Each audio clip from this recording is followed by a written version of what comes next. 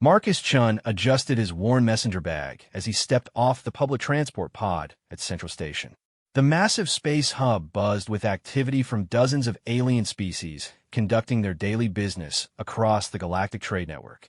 Humans had only been part of this interstellar community for 30 years, and Marcus still marveled at the diversity of life forms that called this sector of the galaxy home.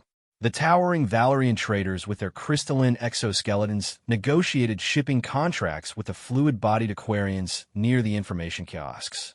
A group of feathered Avec diplomats glided past, their melodic chittering echoing through the cavernous terminal. Despite the wonder that still filled him after all these years, Marcus moved with purpose through the crowd. He had exactly 47 minutes before his shift at the Terraform Agricultural Research Station began, and he needed to pick up groceries for himself and his 8-year-old daughter, Emma.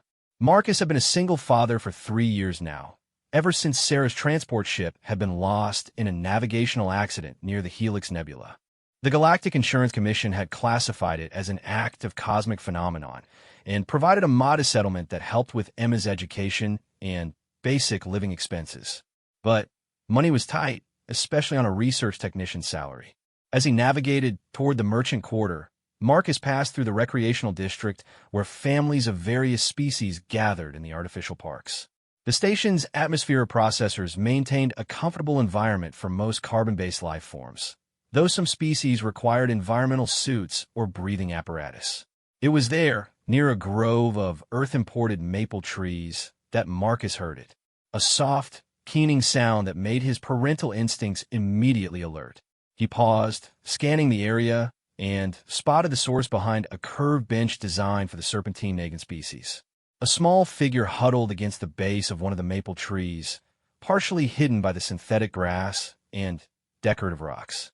At first glance, Marcus thought it might be a human child, but as he approached cautiously, he realized this was something far more extraordinary. The child appeared to be roughly Emma's age, but her skin had a subtle iridescent quality that shifted between pale blue and silver depending on the light. Most remarkably, tiny crystalline scales traced delicate patterns along her arms and the sides of her face. Her hair was an unusual shade of platinum that seemed to move with its own ethereal energy. But it was her eyes that truly gave her away as non-human. They were large, luminous, and held an ancient quality that seemed far too wise for such a young face. What concerned Marcus most was the obvious distress the child was experiencing. Her small shoulders shook with silent sobs, and occasionally tiny wisps of what looked like silver mist would escape from her nose and mouth when she sniffled. Marcus had learned enough about alien physiology during his years on the station to recognize that this was likely a very young member of the legendary draconic species. He had never seen one in person, but the research databases contained extensive information about their rare appearances in galactic society. They were an ancient, powerful race that rarely interacted with other species, preferring to remain in their distant realm beyond the Outer Rim territories. The sight of any child in distress triggered Marcus's protective instincts, but he also understood the delicate nature of interspecies contact. Many alien cultures had strict protocols about strangers interacting with their young. However, the child appeared to be completely alone, and her distress seemed genuine. Marcus approached slowly, making sure his movements were visible and non-threatening. He had learned this technique from dealing with frightened animals during his agricultural research, and it seemed applicable here. "Hey there," he said softly, crouching down to be at the child's eye level while maintaining a respectful distance. "Are you okay?" The young dragon girl's head snapped up, revealing eyes that shimmered with unshed tears. For a moment, she looked terrified, as if she might flee. But something in Marcus's gentle expression must have reassured her, because she remained where she was. I'm lost," she whispered in perfectly accented Standard Galactic, though her voice carried an unusual harmonic quality that made it sound like multiple tones at once. "I can't find my way back to Mother." Marcus felt his heart clench. He thought of Emma, imagining how frightened his own daughter would be in a similar situation. "What's your name, sweetheart?" "Lyralii," the girl replied, wiping her nose with the back of her hand. When she did so, Marcus noticed more of the silver mist and realized it was probably a normal physiological response for her species, like tears for humans. That's a beautiful name, Lyralii. I am Marcus. How long have you been lost? Lyralii's lower lip trembled. I don't know. Mother was speaking with the council representatives about trade agreements. She told me to wait in the diplomatic quarters, but I saw the pretty trees through the viewport and want to look closer. I thought I could find my way back, but everything looks the same now. Marcus nodded understanding. The station was indeed a maze of similar corridors and sections. Even adult humans regularly got turned around without their personal navigation devices. Well, we can definitely help you find your mother, Marcus said reassuringly. The station has an excellent lost child protocol. But first, are you hurt at all? Do you need any medical attention? Lyralii shook her head, but then her stomach made a distinctly human-like growling sound. She looked embarrassed, and more silver mist puffed from her nose. When did you last eat? Marcus asked gently. This morning, I think. Mother always makes sure I have proper nutrition, but I was so excited about coming to the station that I didn't finish my meal supplement. Marcus glanced at his watch. He still had 35 minutes before his shift, and his paternal instincts were in full protective mode. He couldn't just leave a frightened, hungry child alone, regardless of her species. I have an idea, he said, reaching into his messenger bag. I packed a snack for my break later. Would you like to share it while we figure out how to find your mother? He pulled out a simple apple, one of the few earth foods that had adapted well to hydroponic cultivation on the station. It wasn't much, but it was fresh, sweet, and something he could easily spare. Lyralii's eyes widened as she stared at the apple. What is it? It's called an apple.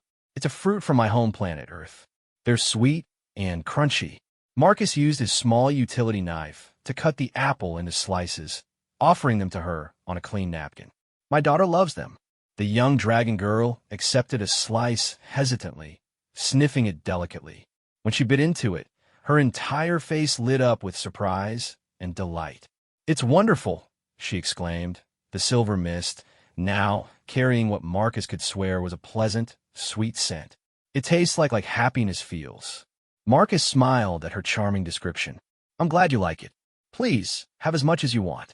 As Lyralii enjoyed the apple slices, Marcus activated his personal communicator to contact station security about the lost child. However, he kept the conversation low-key and friendly, not wanting to frighten her with official procedures. You mentioned your daughter, Lyralii said between bites. Is she here too? No, she's at school right now. Her name is Emma, and she's about your age. She would love to meet you. I would like that, Lyralii replied shyly. I don't often meet children from other species. Mother says it's important for me to understand different cultures, but our people are usually very private. Marcus sensed there was more to that statement than a young child would typically understand, but he didn't push. Instead, he sat down on a nearby bench, maintaining a comfortable conversational distance. What do you like to do for fun, Lyralii? I love to study stellar formations and quantum mathematics, she said matter-of-factly, as if this was perfectly normal for a child her age. And I enjoy creating thermal sculptures with my breath work, though Mother says I'm not old enough for advanced techniques yet. Marcus blinked in surprise. Even accounting for the accelerated development of some alien species, this child was clearly exceptionally gifted. That sounds fascinating. Emma loves science too, though she's more interested in biology and how different plants adapt to various environments. That sounds wonderful. Different species must have so many unique approaches to understanding the universe. What struck Marcus most about this conversation was how genuinely curious and kind Lyralii seemed, despite her obvious advanced intelligence. There was an innocence to her questions and observations that reminded him strongly of Emma's natural wonder about the world. As they talked, Marcus noticed several things that concerned him. Despite her composure, Lyralii was clearly quite young and vulnerable. She also seemed to have led a very sheltered life, with limited exposure to other species or cultures. Most troubling, she had mentioned that her mother was involved in high-level diplomatic negotiations, suggesting that this was no ordinary child from an ordinary family. His communicator chimed softly, and The station security coordinator's voice came through clearly. Mr. Chun, we've reviewed the diplomatic registry, and there is indeed a draconic delegation currently in private sessions with the Trade Council. However, we need to be extremely careful about protocol here. The draconic species is not just rare in our sector. They're considered a level alpha diplomatic entity. Any issues with their representative or family members could have serious political ramifications. Marcus glanced at Lyralii, who was finishing the last apple slice and humming softly to herself. The humming created tiny, shimmering patterns in the air that were absolutely beautiful. Understood. He replied quietly into his communicator. The child seems healthy and safe. She's just lost and hungry. What's the proper protocol? We're sending a diplomatic aid immediately. Please keep the child comfortable and calm until they arrive. And, Mr. Chun, thank you for staying with her. Interspecies child welfare incidents can be extremely delicate. As Marcus ended the call, Lyralii looked up at him with those luminous eyes. Am I in trouble? I didn't mean to wander off. I just wanted to see the trees. You're not in trouble at all, sweetheart, Marcus assured her. We're just making sure you get back to your mother safely. Someone is coming to help us right now. Will you stay with me until then? She asked, and Marcus heard something in her voice that made his heart ache. Despite her obvious intelligence and unique abilities, she was still just a frightened child who wanted comfort and security. Of course I will, he promised. And if you'd like, I could tell you about some of the other plants and trees we have growing on the station. Emma and I like to visit the botanical gardens together. Lyralii's face brightened considerably. I would love that very much. As they sat together under the artificial maple trees, Marcus found himself thinking about the remarkable nature of this encounter. Here was a child from an ancient, powerful alien species, and yet her basic needs and emotions were so fundamentally similar to his own daughter's. She wanted to feel safe, to be cared for, and to learn about the world around her. He began describing the various earth plants that had been adapted for space cultivation, explaining how scientists had modified their genetic structures to thrive in artificial environments. Lyralii listened with rapt attention, asking insightful questions that would have impressed university professors. Your species must be remarkable gardeners to create such beautiful adaptations, she said thoughtfully. Our people tend to focus more on cosmic energies and dimensional mathematics, but I think there's incredible beauty in nurturing growing things. Every species brings something unique to the galactic community, Marcus replied. That's what makes it so wonderful. We all have different strengths and perspectives. Unknown to either Marcus or Lyralii, their entire interaction was being carefully observed. High above in the station's diplomatic quarters, a figure stood before a massive viewport that provided an enhanced view of the recreational district. The being was tall and elegant, with the same iridescent skin and crystalline scales as the child, but fully matured into something that radiated both beauty and barely contained power. Queen Seraphina of the Draconic Houses had been monitoring her daughter's location through methods that most species couldn't even comprehend. When Lyralii had wandered off, every maternal instinct in Seraphina's ancient heart had screamed for her to immediately retrieve her child. But something had made her pause and watch. The human male who had found her daughter intrigued her. In her 3,000 years of life, Seraphina had encountered countless species and individuals. She had seen beings of great power, wisdom, and capability. But she had rarely witnessed such simple, genuine kindness toward a complete stranger. Most species, when encountering a lost draconic child, would have either fled in terror or immediately sought to gain political advantage from the situation. The human had done neither. He had simply seen a frightened child and responded with compassion. As she watched him share his food and comfort her daughter, Seraphina felt something she hadn't experienced in centuries. Genuine curiosity about another species, not as a political entity or potential threat, but as fellow beings with intrinsic worth. The apple sharing, in particular, fascinated her. Among Draconic culture, the sharing of food was one of the most intimate and meaningful gestures possible. It represented trust, care, and the willingness to sacrifice one's own resources for another's well-being. The fact that this human had done so instinctively, without understanding the cultural significance, made it even more remarkable. Through enhanced audio surveillance that was standard for diplomatic quarters, she could hear their conversation. The human spoke to her daughter with the same tone and respect he would use with an adult, while still maintaining appropriate care for her age and emotional needs. This balance was something that even many draconic adults struggled with when interacting with their young. Most impressive of all was how he handled Lyraliai's obvious intellectual gifts.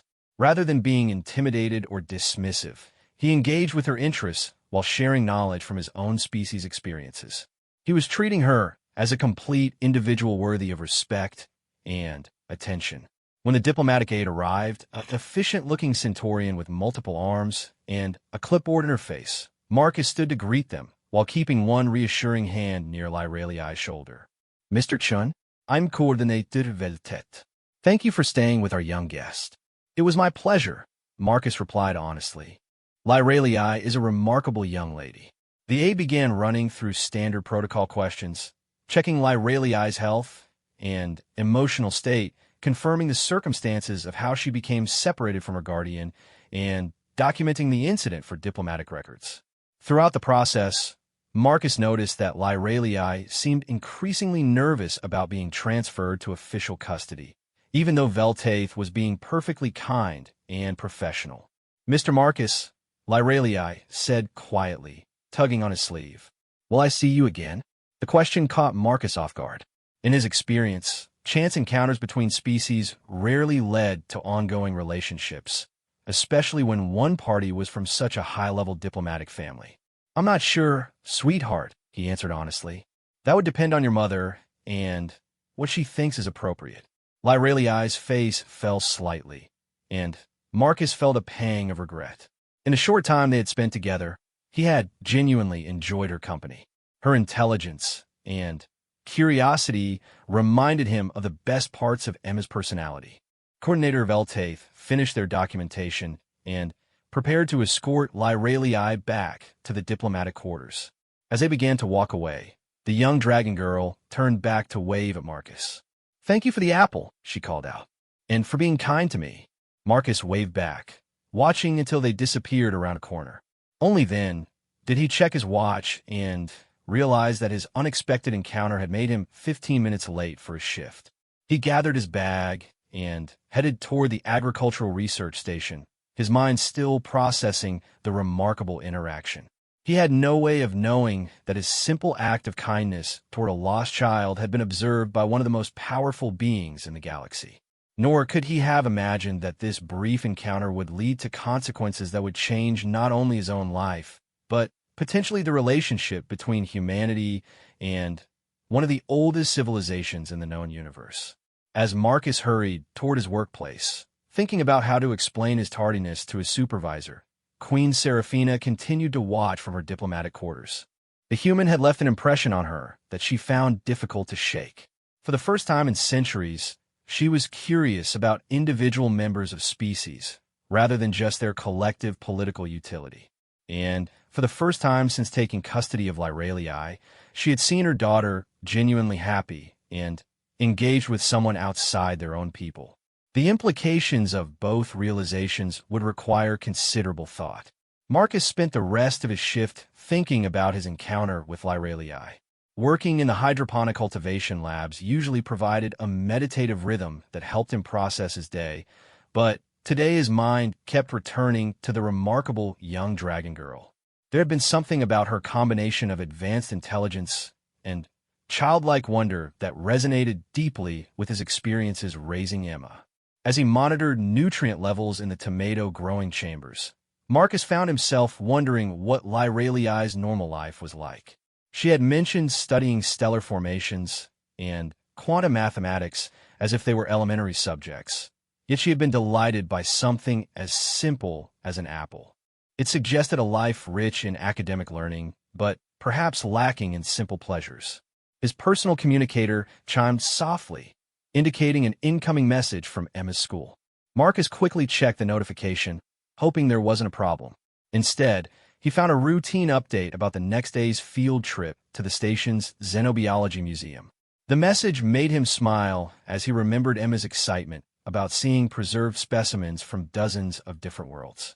His daughter shared his fascination with other species and cultures, though her interests leaned more toward the biological sciences while his background was in agricultural technology. Dr. Chun, his supervisor, Dr. Kaminsky, approached with a data tablet. How are the pH levels looking in Sector 7? All within normal parameters, Marcus replied, realizing that the older scientist had caught him daydreaming. Sorry, it's been an unusual day. No problem. Actually, I wanted to mention that we received an interesting inquiry this afternoon. Someone from the Diplomatic Corps asked about our Earth origin food cultivation programs. Apparently, there's been some interest from a visiting delegation. Marcus felt a small jolt of surprise. What kind of interest? Nothing specific yet. They want to know about the nutritional profiles and cultural significance of various Earth foods, particularly fruits, for some reason. Dr. Kaminsky shrugged. Probably just standard cultural exchange research. But if it leads to expanded trade opportunities, it could mean additional funding for our department. As a supervisor moved on to other matters, Marcus couldn't shake the feeling that this inquiry might somehow be connected to his encounter with Lyralii. The timing seemed too coincidental, especially given her obvious delight with the apple. The remainder of his shift passed uneventfully, but Marcus found himself paying extra attention to the apple trees in the cultivation bay. The Earth origin plants had been one of humanity's most successful agricultural contributions to the galactic community. Unlike many species that relied heavily on processed nutrients or synthetic food substitutes, humans had brought a tradition of cultivating diverse, flavorful natural foods. When his shift ended, Marcus took the transport pod to Emma's school, arriving just as classes were dismissed. He spotted his daughter immediately in the crowd of human children, her dark hair in the braid she preferred for school days, and her backpack decorated with patches from various alien worlds. "Dad!" Emma ran over to him with the enthusiasm that made even his most difficult days worthwhile. "Guess what we learned about today?" "What's that, sweetheart?" Marcus asked, taking her backpack as they walked toward the pod station. "Crystalline-based life forms." Ms. Rodriguez showed us this amazing video about how some alien species can actually manipulate matter at the molecular level just by thinking about it. Can you imagine having that kind of ability? Marcus thought immediately of Lyralii's mention of thermal sculptures and breath work. That does sound incredible. What else did you learn? Emma launched into a detailed explanation of various exotic life forms as they boarded the transport pod home. Their apartment was in one of the family residential sectors, designed to accommodate the needs of human children with proper recreational spaces and educational facilities. As they prepared dinner together, Emma continued chattering about her school day. Marcus loved these moments of domestic normalcy, especially knowing how precious they were given their circumstances. "Dad," Emma said suddenly, looking up from the vegetables she was washing, "do you ever wonder what it would be like to have friends from other species?" The question caught Marcus by surprise. "What made you think about that?" "Well, most of the families on the station are human, and we mostly socialize with other human families. But there are all these amazing species living here, and we barely interact with them except for work stuff." Marcus considered his daughter's observation. It was true that while the station was incredibly diverse, most social relationships tended to form within species groups. There were practical reasons for this, including communication barriers, cultural differences, and varying life cycles, but Emma's point was valid. "I think it would be wonderful to have friends from other species," he said carefully. "Though it might be challenging sometimes because of different customs and ways of communicating. But think about how much we could learn from each other." Emma's eyes lit up with excitement. Like, maybe species that live in different environments could teach us about adapting to extreme conditions. Or maybe species with different sensory abilities could show us things we can't even perceive. Marcus smiled at his daughter's enthusiasm. It was exactly the kind of open-minded thinking that gave him hope for humanity's future in the galactic community. "Actually," he said, making a sudden decision, "I met someone today who I think you'd find interesting. A young girl from the draconic species." Emma's fork stopped halfway to her mouth. Really? A real dragon person? What was she like? Marcus told Emma about his encounter with Lyralii, describing her intelligence, curiosity, and the simple joy she had taken in sharing an apple. He left out the more concerning details about her being lost and frightened, focusing instead on the positive aspects of their interaction. She sounds amazing, Emma said when he finished. Do you think we'll ever see her again? I don't know, sweetheart. Her family is here for diplomatic meetings, so they're probably very busy. Emma nodded thoughtfully, then brightened. Maybe if we do see her again, we could show her the botanical gardens. If she liked your apple, she might enjoy seeing all the different plants we're growing. The idea had merit, though Marcus suspected that any future contact would depend entirely on decisions made far above his authority level. Still, he appreciated Emma's immediate acceptance and desire to share their world with someone from a different species. After dinner, as Emma worked on her homework and Marcus reviewed agricultural reports, his personal communicator chimed with an incoming message. The sender identification made him blink in surprise. Diplomatic Corps, Priority Communications Division. With some trepidation, Marcus opened the message. Mr. Chun, this is Coordinator Veltaith. I hope you remember me from this afternoon's incident in the recreational district. I am writing to inform you that your assistance with our young guest was noted and appreciated by her family. They have requested an opportunity to express their gratitude in person, if you would be amenable to such a meeting. Please respond at your earliest convenience with your availability. This is not a mandatory request, but rather an invitation extended in the spirit of interspecies diplomacy and personal appreciation.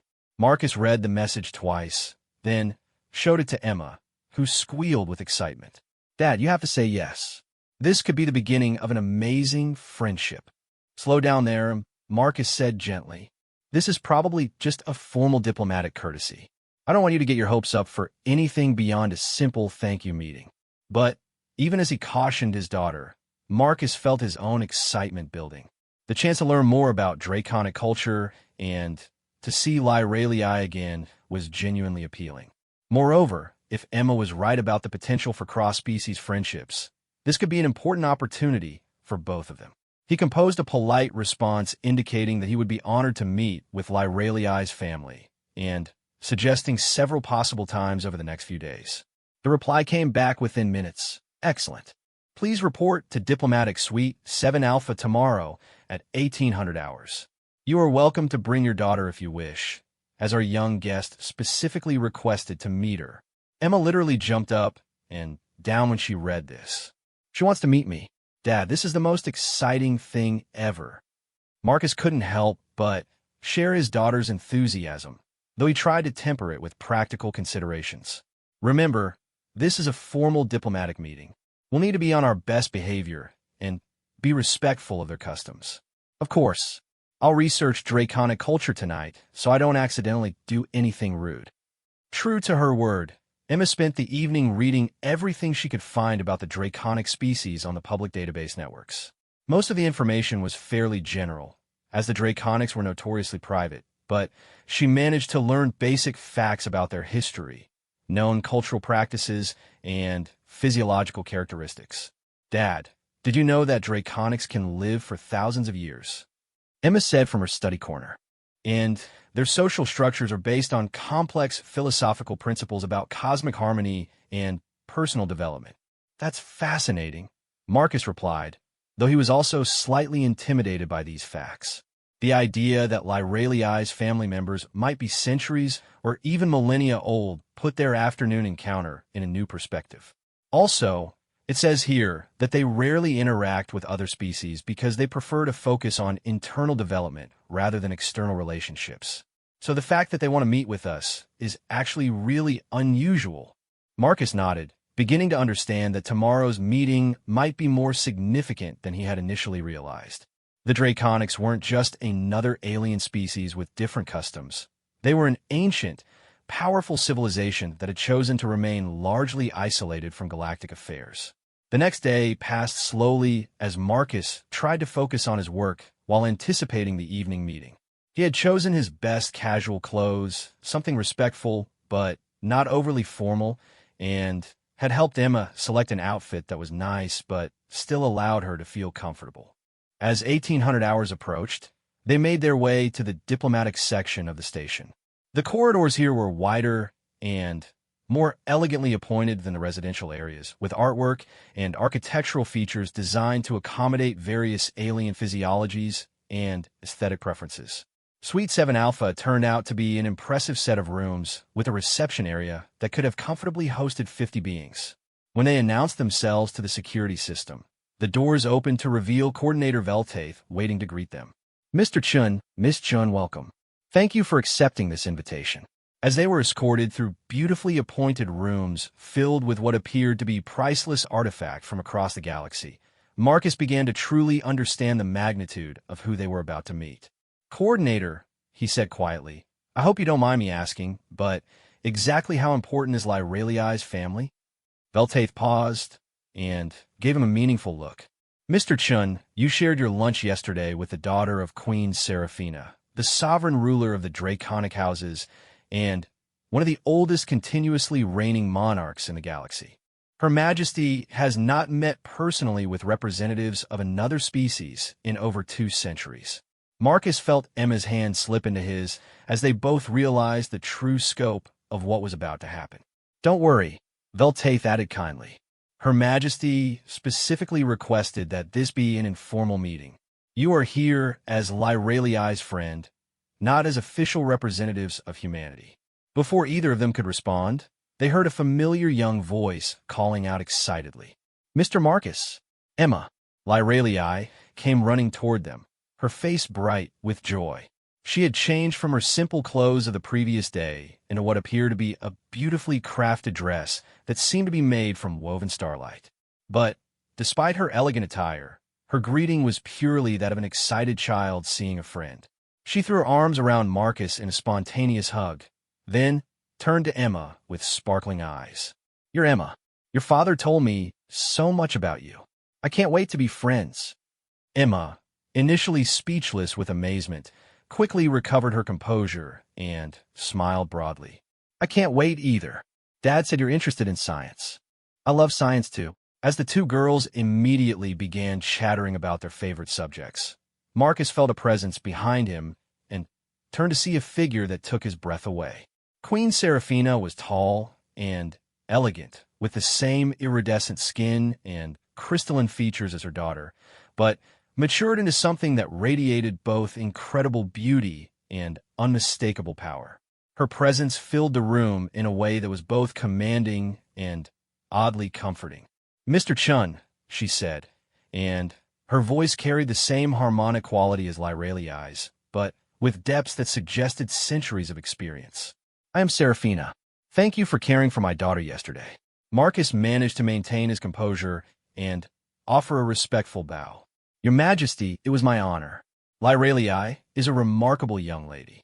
Indeed she is, Seraphina replied, her luminous eyes studying him with obvious curiosity. And your kindness to her was equally remarkable. Please sit. I would very much like to hear about your world and your people. The formal sitting area of the diplomatic suite had been arranged to accommodate both human and draconic physiology. Marcus and Emma found themselves on a comfortable couch that adjusted automatically to their height and posture, while Queen Seraphina gracefully settled onto what appeared to be a floating crystalline platform that supported her in a way that seemed both elegant and practical. Lyraliai immediately positioned herself on a smaller platform between the adults and Emma, clearly excited to facilitate the conversation between her 2 favorite people. Mother, Lyraliai said with the earnest tone of a child making important introductions. This is the Mr. Marcus who gave me the apple, and this is Emma, his daughter. Emma, this is my mother, Queen Seraphina. Emma, despite her earlier research into draconic culture, seemed momentarily overwhelmed by actually meeting alien royalty. She managed a polite greeting, though Marcus could see her scientific curiosity warring with natural shyness. Queen Seraphina seemed to recognize Emma's mixture of fascination and nervousness. Emma, your father told Lyraliai that you enjoy studying biology. I understand that humans have made remarkable advances in adapting life forms to to various environments. Yes, Your Majesty, Emma replied, gaining confidence as the conversation moved to familiar territory. Dad works in agricultural research, and I love learning about how plants and animals adapt to different conditions. It's amazing how life finds ways to survive and thrive almost anywhere. That perspective is quite insightful, Serafina said, and Marcus noticed that she spoke to Emma with the same respect and attention she had given him. Our people tend to focus on cosmic and dimensional phenomena, but we have great respect for species that master the art of nurturing life. Marcus found himself relaxing as the conversation continued. Despite her obvious power and ancient wisdom, Queen Serafina was proving to be a gracious host who seemed genuinely interested in learning about human perspectives and experiences. Your Majesty, may I ask what brought you to the station for these diplomatic meetings? Marcus ventured. Serafina's expression grew thoughtful. For many centuries, our people have maintained what you might call a policy of benevolent isolation. We have observed other species from a distance and occasionally provided assistance during cosmic emergencies, but we have not actively participated in galactic affairs. She gestured toward Lorelei, who was now showing Emma some kind of small device that projected three-dimensional star charts in the air between her hands. However, as Lorelei approaches the age where she will need to choose her path within our society, I have begun to question whether our isolation serves her best interests. Yesterday's events confirmed my growing suspicion that there is value in understanding other species as individuals, not merely as abstract entities. Marcus felt honored that his simple act of kindness had contributed to such significant contemplation, but also slightly intimidated by the implications. I hope our interaction was positive for her. More than positive, Serafina replied. In 3 centuries of life, Lorelei has never expressed such enthusiasm about meeting someone from another species. Your willingness to share your food and time with a complete stranger demonstrated qualities that our philosophical teachings value highly, but which we rarely see practiced so naturally. Among humans, caring for children is considered one of our most fundamental responsibilities, Marcus explained. We have a saying that it takes a village to raise a child, meaning that the whole community shares in protecting and nurturing young people. Serafina's eyes widened slightly. That is a remarkable cultural principle. Among our people, child-rearing is typically the exclusive responsibility of the immediate family unit. The idea that an entire community would feel responsible for the welfare of all children is quite foreign to us, but also quite beautiful. Meanwhile, Emma and Lorelei had moved on from star charts to Emma's tablet, where she was showing the dragon girl various earth animals and plants. Their excited chatter provided a delightful counterpoint to the more formal adult conversation. Look at this, Emma was saying, pointing to a video of dolphins. These are marine mammals from Earth. They're incredibly intelligent, and they communicate with complex sound patterns. Fascinating, Lorelei replied. We have energy-based life forms in our realm that communicate through harmonic vibrations. Perhaps there are similarities in the underlying principles. Marcus watched the girls' interaction with growing amazement. Despite their vastly different backgrounds and species, they had found common ground in their shared curiosity about the universe. It was exactly the kind of cross-cultural friendship that Emma had been wondering about the night before. Your daughter is quite remarkable, Serafina observed, following his gaze. Her mind is both scientifically rigorous and naturally empathetic. These are rare qualities in combination. Thank you. Emma has always been curious about everything around her. She gets frustrated sometimes that human science hasn't yet developed ways to really understand and communicate with other species. That frustration suggests wisdom, Serafina said approvingly. True understanding requires patience and humility. Many species make the mistake of assuming their own perspectives are universal. A soft chime indicated that refreshments were being served. Floating platforms glided into the room, carrying an elaborate array of foods from various worlds, including, Marcus noticed with amusement, a selection of earth fruits, including apples. I took the liberty of requesting some items I thought you and Emma might enjoy, Serafina explained. But I was also curious to try these Earth foods myself, particularly after witnessing Lyreliai's reaction yesterday. As they shared the meal, Marcus found himself in the surreal position of explaining Earth cuisine to an alien queen while his daughter and her daughter compared notes on interstellar physics. The normalcy of children being children, regardless of species, provided a comfortable foundation for increasingly meaningful adult conversation. Mr. Chun, Serafina said as they sampled various fruits. May I ask about your personal circumstances? Lyreliai mentioned that you were caring for Emma without a partner. Marcus felt a brief pang at the reminder of his loss, but answered honestly. My wife, Sarah, died in a transport accident 3 years ago. Since then, it's been just Emma and me. I am sorry for your loss, Serafina said, and the sympathy in her voice seemed deeply genuine. Single parenthood must present unique challenges. It does, but it also has unexpected rewards. Emma and I have developed a very close relationship, and I think we've both learned to be more independent and resourceful. Among our people, the loss of a partner often results in the surviving parent withdrawing from society entirely, Serafina said thoughtfully. The idea of continuing to engage fully with life and community responsibilities while grieving is considered quite difficult. Humans have a wide range of responses to loss, Marcus replied, but many of us find that maintaining connections and responsibilities helps with healing. Emma needed stability and normalcy, which motivated me to keep building our life together. Serafina nodded slowly.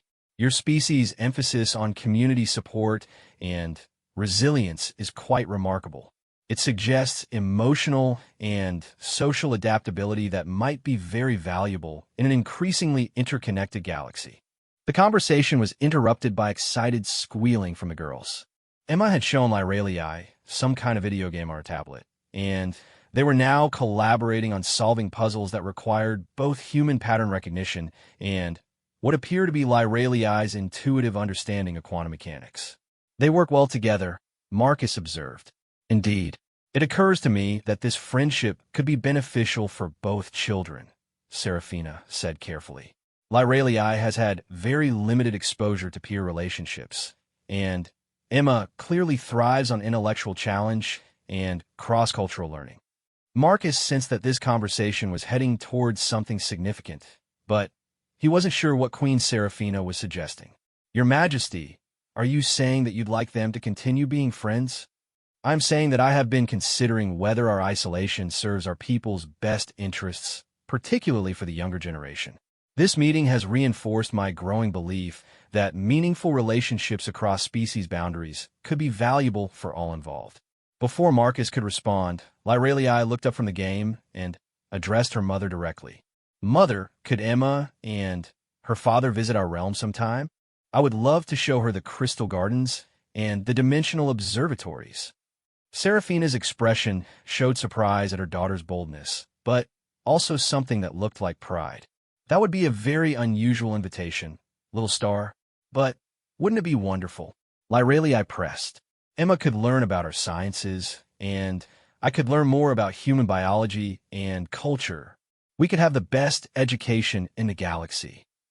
Emma looked up hopefully at Marcus, clearly excited by the possibility, but waiting for adult approval before expressing her enthusiasm. Marcus found himself in the extraordinary position of considering whether his daughter should visit an alien realm with beings he had only met yesterday. Everything about the situation defied rational decision-making, yet his instincts told him that this was an opportunity of incredible value.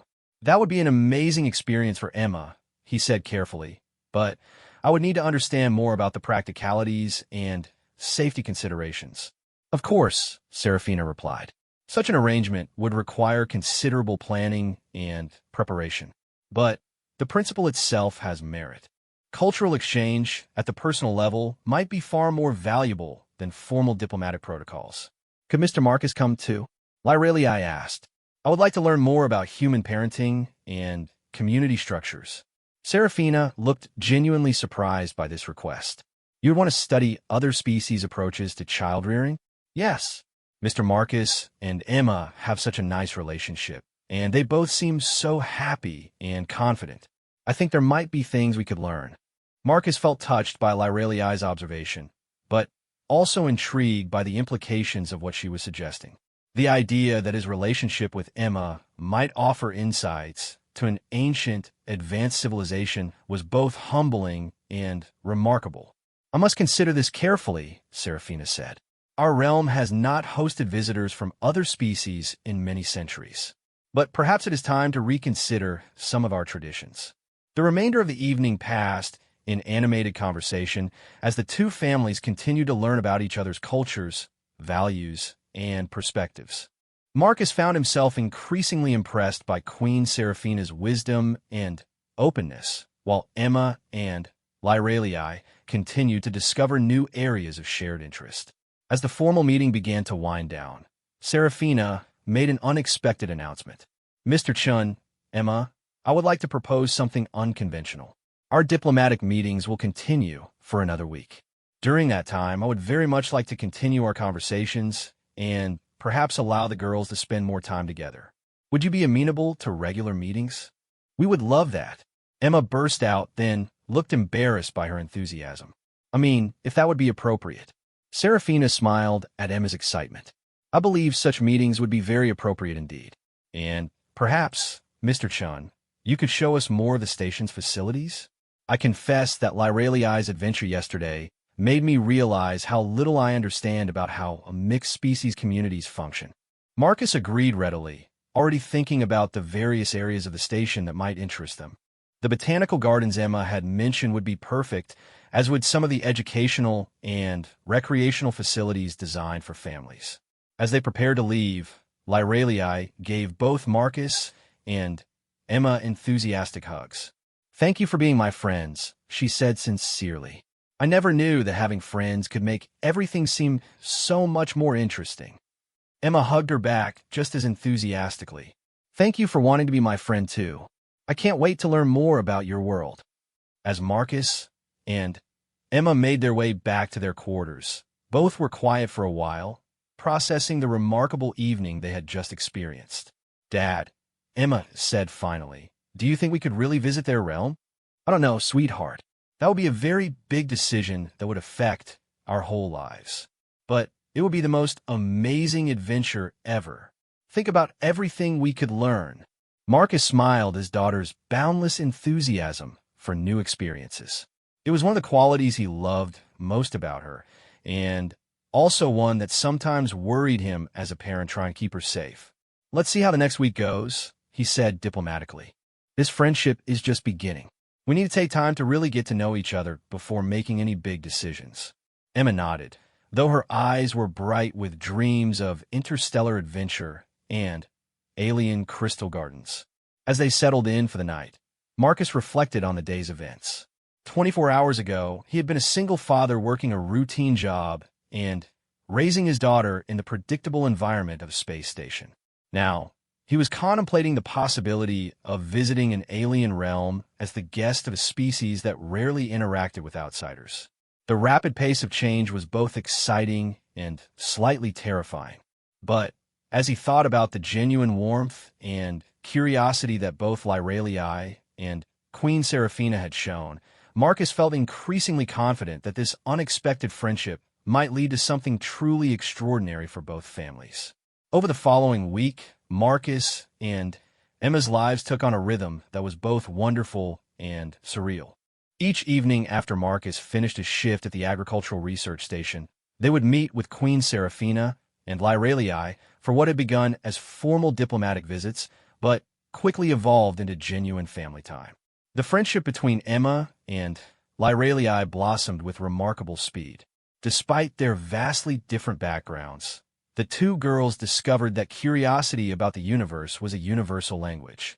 Emma would share human scientific discoveries and cultural practices, while Lyraliai would explain draconic approaches to cosmic mathematics and energy manipulation.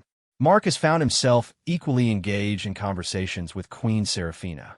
The ancient queen possessed a perspective on galactic history and interspecies relationships that was both fascinating and humbling. More surprisingly, she seemed genuinely interested in human approaches to community building, child development, and emotional resilience. On the third day of their regular meetings, Marcus decided to follow through on his promise to show them around the station. Their first destination was the botanical gardens, where Emma was eager to share her favorite earth plants with Lyralii. The gardens occupied several large biodomes connected to the station's main structure. Each dome maintained different atmospheric conditions to support plant life from various worlds, though the majority featured Earth-origin species that had been adapted for space cultivation. "This is incredible," Lyralii breathed as they entered the main Earth Plants dome. The air was humid and rich with the sense of growing things, and sunlight simulators provided the warm, golden illumination that Earth plants required. Queen Seraphina moved through the garden with obvious appreciation, though Marcus noticed that her presence seemed to have an unusual effect on the plants themselves. Flowers turned toward her as if she were a source of light, and some of the more sensitive species actually appeared to shimmer in response to her proximity. "Your Majesty," Marcus said carefully, "are you affecting the plants somehow?" Seraphina looked slightly embarrassed. "Apologies. Our life energy resonates with living things, particularly those that are photosynthetic. I should have warned you." "It's not a problem at all," Marcus assured her. "Actually, it's fascinating. Are you able to communicate with them?" "Not communicate exactly, but we can sense their health and vitality. These plants are remarkably vibrant. Your agricultural techniques are quite sophisticated." Emma and Lyralii had discovered the apple trees and were deep in discussion about the cultivation process. Lyralii was asking detailed questions about soil composition, nutrient cycling, and genetic adaptation that impressed even Marcus with their sophistication. "Lyralii," he said, approaching the girls, "how do you know so much about biological systems? I thought draconic science focused on cosmic phenomena." "All sciences are connected," Lyralii replied matter-of-factly. "Stellar formation, planetary development, biological evolution, and consciousness emergence all follow similar underlying principles. Understanding one helps you understand the others." Marcus exchanged a glance with Queen Seraphina, who looked both proud and slightly amused by her daughter's casual explanation of unified field theory. "That's a very advanced way of thinking about science," Emma said admiringly. "Human scientists usually specialize in one area and then try to collaborate with experts in other fields."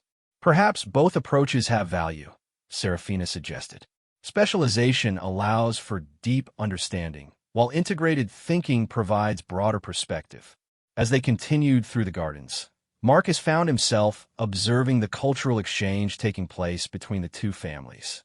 Both girls were learning not just facts about different species, but alternative ways of thinking about fundamental questions. Similarly, he and Seraphina were discovering that their species' approaches to parenting and community had both strengths and limitations. Their next stop was the station's educational center, where Emma attended school. Marcus had arranged with the administrators to give them a tour during off hours, when they could explore without disrupting regular classes. "This is my classroom," Emma said proudly, leading them into a bright room filled with interactive learning stations. "We study everything here: xenobiology, galactic history, physics, mathematics, and cultural studies." Lyralii examined the educational technology with obvious interest.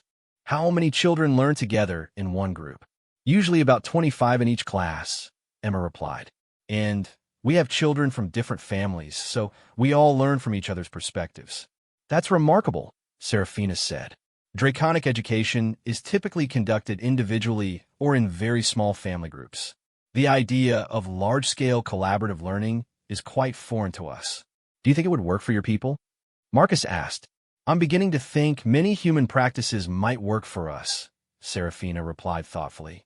"This week has challenged several assumptions I had about optimal child development." They spent considerable time in the science laboratories, where Lyralii was fascinated by human approaches to experimental methodology. Emma demonstrated some basic chemistry experiments, explaining how human scientists use controlled testing to verify hypotheses.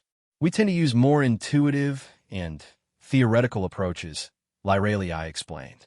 Our understanding of cosmic principles allows us to deduce many scientific truths without extensive experimentation. But wouldn't it be interesting to combine both methods? Emma asked. Your theoretical insights could guide our experiments, and our experimental results could test your theories. That is a profoundly insightful observation, Serafina said, looking impressed. Emma, you have a remarkable mind for synthesis and collaboration. Marcus felt a surge of pride in his daughter, but also growing awareness that these conversations were moving towards something much larger than casual friendship. The level of mutual interest and intellectual compatibility between the two families suggested possibilities that were both exciting and daunting. On their 5th day of meetings, Queen Serafina made an announcement that changed everything. Marcus, Emma, she began as they gathered in the familiar diplomatic suite, I have been in communication with the Draconic Council regarding our ongoing cultural exchange. After much deliberation, they have agreed to an unprecedented proposal. Marcus felt his heart rate increase, sensing that this was the moment when their casual friendship would either evolve into something extraordinary or conclude with polite diplomatic farewells. The Council has authorized me to extend a formal invitation for you and Emma to visit our realm as honored guests. You will be the first members of another species to be welcomed into Draconic space for cultural exchange purposes. Emma made a small sound of excitement, but managed to contain herself while waiting for the adults to discuss the practical implications.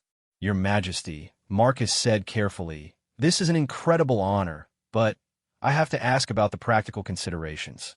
How long would such a visit last? What would be expected of us? And, most importantly, would it be safe for Emma? All excellent questions, Serafina replied approvingly. The initial visit would last approximately 30 of your days, which would allow time for meaningful cultural exchange while not being so extended as to cause problems with your responsibilities here. As for expectations, you would be our guests and scholars. We would hope to learn from your perspectives on community, education, and family relationships, while sharing our knowledge of cosmic sciences and dimensional physics with you. She looked directly at Emma. As for safety, I give you my personal guarantee that both you and Emma would be under my direct protection throughout your stay. No harm would come to you in my realm. Marcus found himself seriously considering an opportunity that would have seemed absolutely impossible just a week earlier. The chance for Emma to experience an entirely different civilization and approach to understanding the universe was incredible. But the parental part of his mind was focused on risks and unknowns. Could we maintain communication with the station and Earth? He asked. Yes, though there may be delays due to the dimensional barriers between our realms. We would ensure that you could contact your colleagues and family as needed, and we could return if necessary. At any time, Serafina confirmed. This is an invitation, not an obligation. If you find our world unsuitable or if Emma becomes uncomfortable, transportation back to the station would be immediately arranged. Emma could no longer contain her excitement. Dad, please. This could be the most amazing learning experience ever. Think about everything we could discover. Marcus looked at his daughter's bright, hopeful face and realized that denying her this opportunity would be a disservice to her intellectual curiosity and adventurous spirit. At the same time, he was terrified by the magnitude of what they were considering. Lyralii, he said, what do you think about having us visit your home? I think it would be the most wonderful thing ever. Lyralii replied enthusiastically. I could show Emma the crystal gardens where we grow music and the dimensional observatories where we study star births and the harmony chambers where we practice advanced mathematics. It sounds like Lyralii has quite an itinerary planned, Serafina said with obvious affection for her daughter. But, Marcus, I want to address your concerns directly. This invitation comes with significant political implications for both our species. The Draconic Council does not extend such offers lightly. What kind of political implications? Marcus asked. Your presence in our realm would represent the beginning of formal cultural exchange between humans and Draconics. If the visit goes well, it could lead to expanded diplomatic relationships, scientific collaboration, and perhaps even ongoing exchange programs. Marcus felt the weight of responsibility settling on his shoulders. This wasn't just about his and Emma's personal adventure. They would essentially be unofficial ambassadors for humanity. No pressure at all, he said with a wry smile. Serafina laughed, a sound like crystal bells that filled the room with harmonious overtones. I understand your concerns, but I believe that successful diplomacy begins with personal relationships and mutual understanding. You and Emma have already demonstrated that humans and Draconics can form meaningful connections based on curiosity, kindness, and respect. When will we need to make a decision? Marcus asked. Our diplomatic meetings conclude in 3 days. If you choose to accept our invitation, we would depart shortly thereafter. That's not much time to prepare for an interstellar move, Marcus pointed out. Actually, Serafina said, the transition would be quite simple from a practical standpoint. Our realm exists in a dimensional space that doesn't require the same kind of preparation as conventional space travel. You would need only personal belongings and perhaps some items that would help us understand human culture. Emma was practically vibrating with excitement, though she was trying to contain herself while the adults discussed logistics. Your Majesty, Marcus said finally, could Emma and I have some time to discuss this privately? This is obviously a huge decision. Of course. Take all the time you need. Lyralii, and I will be available whenever you're ready to share your thoughts. As Marcus and Emma walked back to their quarters that evening, both were quiet for a long while, processing the magnitude of what had been offered. Dad, Emma said finally, are you scared? Honestly? Terrified, Marcus replied. This goes beyond anything I ever imagined when I was thinking about how to raise you and keep you safe. But also excited? Emma asked hopefully. Marcus considered the question seriously. Despite his fears, he had to admit that the opportunity was incredibly appealing. The chance to learn about an ancient, advanced civilization while helping to establish relationships between species was the kind of experience that people dreamed about but rarely encountered. Yes, also excited, he admitted. But Emma, if we do this, it would change our lives completely. We might not be able to come back to our normal life here. Maybe our normal life wasn't meant to stay the same forever, Emma said thoughtfully. Maybe this is the universe giving us a chance to become something more than we thought we could be. Marcus looked at his daughter with amazement. At 8 years old, she was already displaying wisdom that many adults never achieved. When did you get so philosophical? He asked with a smile. I think it started when I met Lyralii, Emma replied seriously. She made me realize that there are so many ways to think about everything. Maybe the best way to live is to stay open to possibilities, even if they're scary. That night, as Marcus tucked Emma into bed, she looked up at him with serious eyes. Dad, I know this decision is really hard for you, but I think Mom would have wanted us to take this chance. The mention of Sarah brought tears to Marcus's eyes, but also a sense of clarity. Sarah had always encouraged both of them to embrace new experiences and learning opportunities. She would indeed have been fascinated by the prospect of visiting an alien realm and contributing to interspecies understanding. You're right, sweetheart, he said, kissing her forehead. Mom would definitely have wanted us to say yes. So we're going? Emma asked, her voice bright with hope. We're going, Marcus confirmed, and felt a mixture of terror and exhilaration as he spoke the words that would change their lives forever. The next morning brought a flurry of activity as Marcus began the complex process of arranging for an extended absence from his life on the station. His supervisor, Dr. Kaminsky, was initially skeptical about his request for a month-long leave to participate in cultural exchange activities, but became significantly more supportive when Marcus explained that he had been personally invited by Queen Serafina of the Draconic Houses. Marcus, Dr. Kaminsky said, leaning back in his chair with obvious amazement. Do you realize what this could mean for our agricultural research programs? If you can establish positive relationships with the Draconics, it might open doors to scientific collaboration that we never imagined possible. I haven't really thought about the professional implications, Marcus admitted. I've been too focused on whether this is the right decision for Emma. Well, from a career standpoint, this could be the opportunity of a lifetime. The Draconics are rumored to have agricultural techniques that work on a molecular level. But more importantly, you're going to be representing humanity to one of the oldest civilizations in the galaxy. The weight of that responsibility was both inspiring and intimidating. Marcus spent the rest of the day completing paperwork, arranging for their apartment to be maintained during their absence, and gathering personal items that might help the Draconics understand human culture. Emma's school was equally supportive, though her teachers were amazed by the unprecedented nature of her educational opportunity. Her science teacher, Ms. Rodriguez, provided her with a digital collection of Earth's biological and geological data to share with their hosts. Emma, Ms. Rodriguez said as she handed over the data storage device, "You're going to be the first human child to study with an advanced alien civilization. Promise me you'll take good notes." "I promise," Emma replied enthusiastically.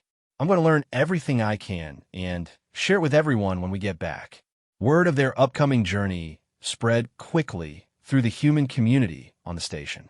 Marcus found himself receiving congratulations, advice, and expressions of amazement from colleagues and neighbors who could barely believe what was happening. Dr. Elena Vasquez, the station's chief xenosociologist, requested a brief meeting with Marcus before their departure.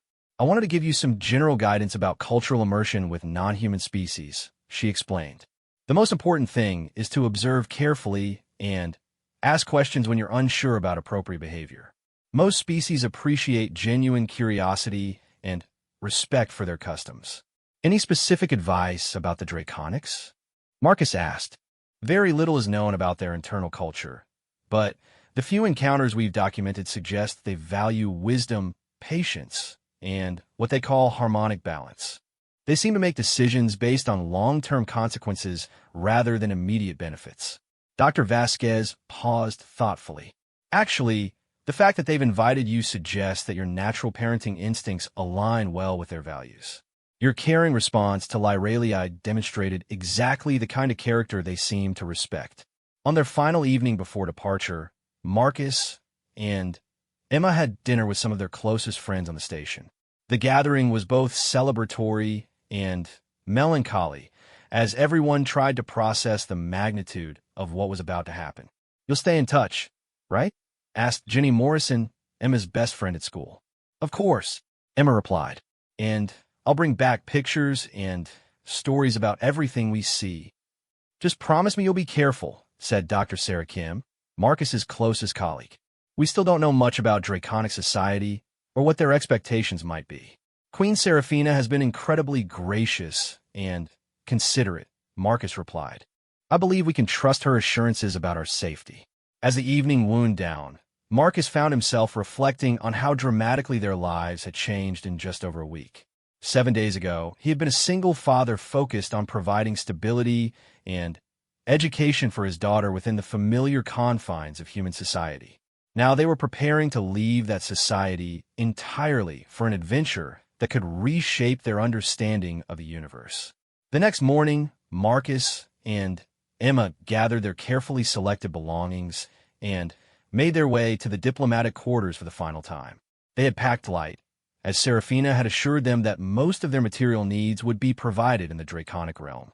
Emma carried a backpack filled with Earth artifacts, photographs of various landscapes, samples of different art forms, music recordings, and educational materials that might help explain human culture. Marcus brought technical manuals about agricultural techniques, as well as personal items, including photos of Sarah and mementos from Emma's childhood. When they arrived at the diplomatic suite, they found it transformed. The familiar sitting areas had been replaced by what appeared to be a circular chamber with walls that seemed to be made of flowing energy rather than solid matter. Queen Seraphina and Lyralii were waiting for them in the center of the chamber, both dressed in elaborate robes that seemed to be woven from starlight itself. Marcus, Emma, Seraphina greeted them warmly. "Are you ready for this adventure?" "As ready as we can be," Marcus replied, though his voice carried a note of nervousness that he couldn't quite hide. Lyralii ran over to Emma and took her hands. I'm so excited to show you everything. Wait until you see the Harmony Chambers and the Crystal Gardens. Before we depart, Seraphina said, I want to explain the process of dimensional travel. It may feel unusual, but it is completely safe. She gestured toward the flowing walls around them. This chamber exists partially in your dimensional space and partially in ours. When we activate the transition, you will experience a sensation of movement without actually moving. Some beings find it disorienting, but the effect passes quickly. Will it hurt? Emma asked with the practical curiosity of a child. Not at all, Seraphina assured her. You might feel lightheaded for a moment, similar to standing up quickly, but the sensation will fade as soon as we arrive in our realm. Marcus took Emma's hand and nodded to indicate they were ready. Seraphina raised her arms, and the chamber began to fill with a soft, harmonious humming that seemed to come from the walls themselves. The transition was unlike anything Marcus had ever experienced. For a moment, he felt as if he were simultaneously falling and flying, existing in multiple locations at once. Colors and patterns swirled around them, but instead of being chaotic or frightening, the experience felt strangely peaceful and harmonious. Then, abruptly, everything stabilized. They were standing in what appeared to be a vast crystalline garden under a sky that displayed multiple moons and a network of glowing energy streams instead of ordinary stars. The air itself seemed to shimmer with vitality, and Marcus could hear distant musical tones that might have been wind or might have been some form of draconic communication. Welcome, Seraphina said, to the realm of eternal harmonies. Emma stood transfixed, her mouth open in amazement as she took in the impossible beauty around them. Crystalline trees with translucent leaves chimed softly in a breeze that carried the scent of unknown flowers. In the distance, they could see structures that defied conventional architecture, seeming to float and flow rather than standing in fixed positions. This is incredible, Marcus breathed. I never imagined anything like this could exist. Our realm exists partially outside normal space-time, Lyralii explained matter-of-factly. That allows us to shape our environment using cosmic harmonies and dimensional principles. As they walked along paths that seemed to be made of condensed starlight, Marcus noticed that other draconics were observing them from a respectful distance. All appeared to be adults, with the same iridescent features and crystalline scaling as Seraphina and Lyralii, but each displaying unique patterns and colorations. Are they curious about us? Emma asked, noticing the attention as well. Very much so, Seraphina replied. Most of my people have never seen members of another species in person. Your presence here is quite remarkable to them. They approached what Seraphina explained was her primary residence, a structure that seemed to grow organically from the crystalline landscape while incorporating architectural elements that responded to the occupants' needs and moods. The first few days will be devoted to helping you acclimate to our environment and customs, Seraphina explained as they entered a reception area filled with comfortable seating and walls that displayed slowly shifting patterns of colored light. Then, if you're interested, we can begin more formal cultural exchange activities. Lyralii is eager to share our educational approaches with Emma, and I would very much like to learn about human community structures and child development practices. Over the following days, Marcus and Emma settled into a routine that was both educational and wonderful. Each morning, they would join Seraphina and Lyralii for meals that consisted of energy-rich substances that somehow satisfied both nutrition and flavor requirements perfectly. Emma quickly adapted to the draconic learning environment, which emphasized intuitive understanding and synthesis rather than rote memorization. She spent hours in the harmony chambers, learning to perceive mathematical relationships through sound and vibration, and in the crystal gardens, where she discovered that draconic agriculture involved growing structures and substances rather than traditional plants. Dad, you have to see this, Emma called one afternoon from what Lyralii called a knowledge grove. She was standing amid crystalline formations that pulsed with different colors in response to her presence. These crystals store information about cosmic phenomena, Lyralii explained. When you touch them, You can experience the knowledge directly rather than just reading about it. Marcus watched in amazement as his daughter placed her hands on various crystals, and her face lit up with understanding of concepts that would typically require years of advanced study. Meanwhile, Marcus found himself engaged in fascinating discussions with Queen Seraphina about the philosophical and practical aspects of raising children and building communities. The Draconic approach emphasized individual development and cosmic awareness, while human approaches focused more on social cooperation and emotional resilience. Your species' emphasis on community support during child-rearing is quite remarkable, Seraphina said during one of their conversations. We tend to view development as a primarily internal process, but watching you and Emma has made me reconsider the value of external relationships. Humans are fundamentally social beings, Marcus explained.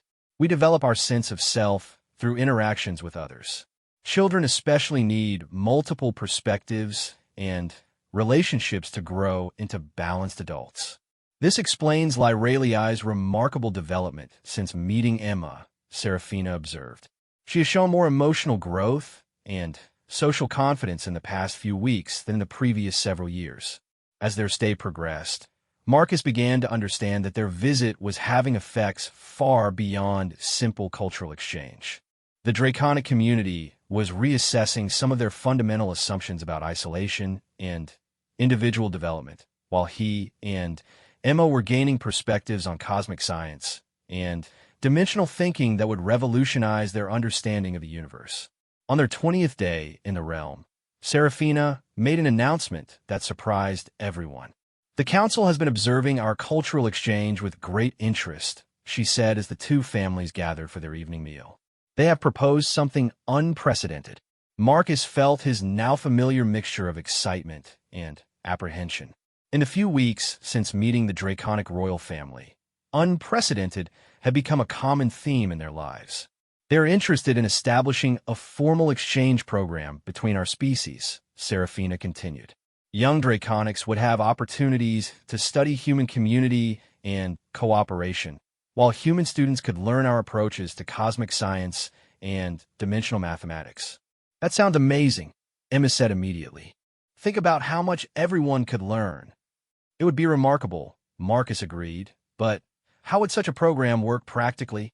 The initial proposal involved creating a joint educational facility that exists partially in both dimensional spaces, Seraphina explained. Students from both species could study together while having access to their home environments when needed. Marcus realized they were being offered the opportunity to be part of something that could reshape the relationship between humanity and one of the galaxy's oldest civilizations. There is one additional element to the proposal, Seraphina said, looking directly at Marcus and Emma. The Council has requested that you consider serving as the first human coordinators for this program. Your successful integration into our community and the positive relationship between Emma and Lyraliai have convinced them that you would be ideal ambassadors. Emma looked at her father with eyes bright with hope and excitement. Dad, we could help build friendships between humans and Draconics. We could be part of the most amazing educational program ever. Marcus felt the weight of decision settling on his shoulders once again. Accepting would mean permanently leaving their old life and taking responsibility for representing humanity in an entirely new context.